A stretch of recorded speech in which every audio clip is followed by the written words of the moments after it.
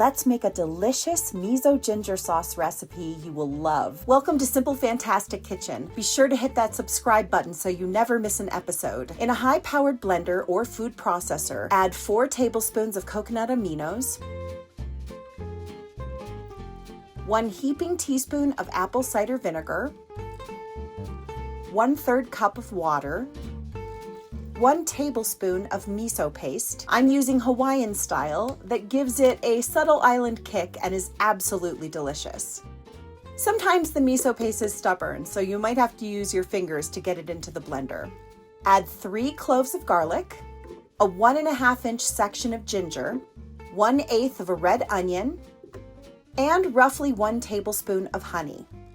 Now blend it all together. I'm using the Blendtec high-powered blender. I recently did a 10-year review of my Blendtec, which I will leave a link to in the description below in case you want to check it out. This recipe makes about 8 ounces of miso ginger sauce, which is enough for 3 servings. Today, we'll add our miso sauce to shirataki noodles and shrimp, making a delicious low-carb, high-protein dish. At this point, add some sea salt and ground pepper. You can add salt and pepper during the blending phase, but I prefer to add them at the end to taste. Feel free to adjust your honey to taste as well. It looks really good.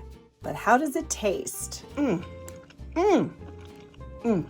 It is so delicious. It's very filling, and it's under 200 calories. This sauce is a perfect addition to many noodle dishes. And with a few adjustments, you can use it as a marinade. I recently used this sauce as a base for the most delicious miso burgers. I'll leave a link to them in the description below, as well as all the full recipes from today. I will also leave links to all the products I'm using in case you want to check them out. For more recipes, kitchen product reviews, and my fun food and travel series, subscribe to my channel, Simple Fantastic Kitchen. I'll see you on the next one.